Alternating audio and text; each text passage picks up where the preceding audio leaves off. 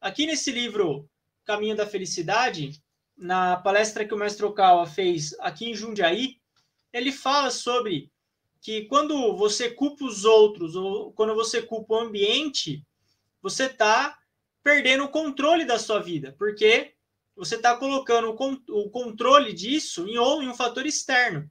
Você está colocando o controle da sua vida em um fator que está fora da sua capacidade de ação. E a gente deve buscar ter mais autorresponsabilidade, não só ficar culpando o passado ou as pessoas pelo fato da gente não ter conseguido o que a gente deseja. Tem uma analogia bastante interessante do mestre, que ele fala que a nossa vida é igual você nadar contra a corrente de um rio. Imagina que você está contra a corrente, o rio está descendo, ele está descendo e você está querendo subir. Você está indo contra a corrente. Você pode tentar de tudo, você pode com toda a sua força buscar ir contra a corrente, você pode tentar nadar de maneira diagonal, só que se essa corrente desse rio ela é muito forte, se você não calcula direito o fluxo de água do rio, as coisas não vão sair muito bem. E o fluxo desse rio, o fluxo de água, ele pode ser comparado, por exemplo, aos relacionamentos que a gente tem com as outras pessoas, a situação política de um país, a situação econômica de um país, tempo e dinheiro que você vai levar para conseguir completar os seus objetivos. Tudo isso é essa corrente do rio e você tem que calcular qual que é a quantidade de água que tem descendo, se você consegue ir contra essa corrente. Porque se tiver um fluxo muito alto de água, você não vai conseguir nadar e vai acabar falhando. Então, a pessoa que realmente pensa positivo, ela tem um pensamento que ela vai conseguir. E junto com isso, ela pode já saber que, ela já sabe que vão existir dificuldades e objetos que vão atrapalhar ela, vai ter um monte de dificuldade que vão inibir que ela siga em frente. Mas as pessoas que têm o pensamento positivo verdadeiro são aquelas pessoas que, mesmo sabendo das dificuldades, elas dão um passo à frente e não são varridas por reclamações e negatividade. Esse que é um ponto-chave. A gente tem que sempre saber aonde que a gente quer chegar e como que a gente vai chegar. Porque esse como é a corrente desse rio. E a gente tem que ter um pouco mais de humildade para não sonhar alto demais e acontecer uma catástrofe.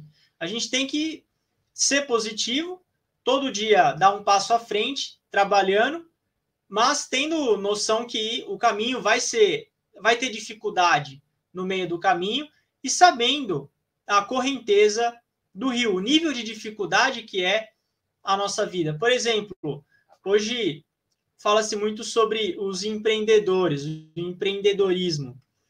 A gente tem que saber, se uma pessoa ela quer fundar uma empresa, ela tem que saber o nível de dificuldade que é você ter sucesso com uma empresa, se você começa do zero. O Sebrae é um órgão muito competente nesse sentido, de divulgar estatísticas e dados. Em 2 anos, de cada 10 empresas que surgem, 9 vão falir.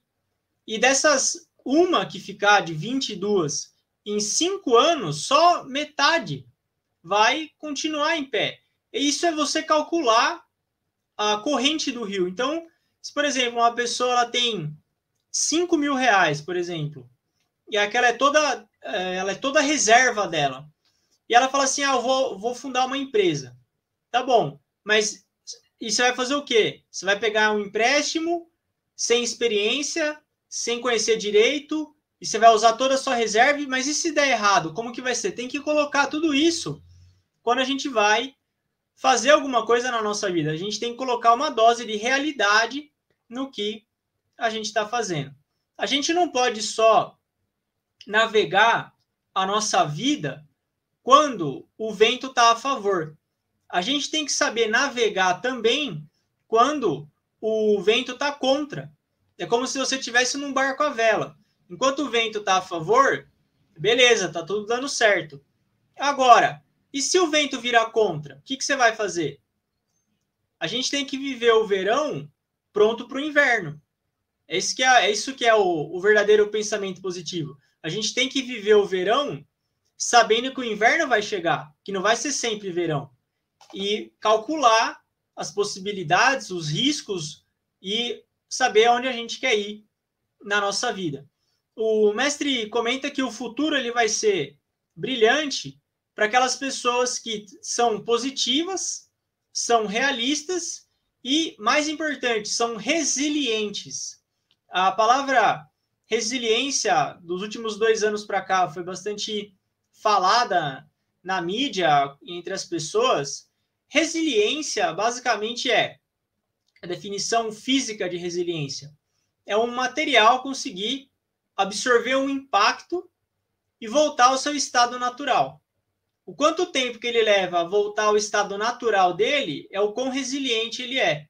Então, se um objeto ele sofre um impacto, ele é deformado, só que rapidamente ele volta ao estado original, ele é bastante resiliente. Quando a gente pratica o pensamento positivo, a gente tem que ter a resiliência. Se a gente falhou, se a gente errou, se a gente calculou errado, o que a gente tem que fazer? Cair, aprender a lição, levantar e seguir em frente. Essa que é a verdadeira forma do pensamento positivo.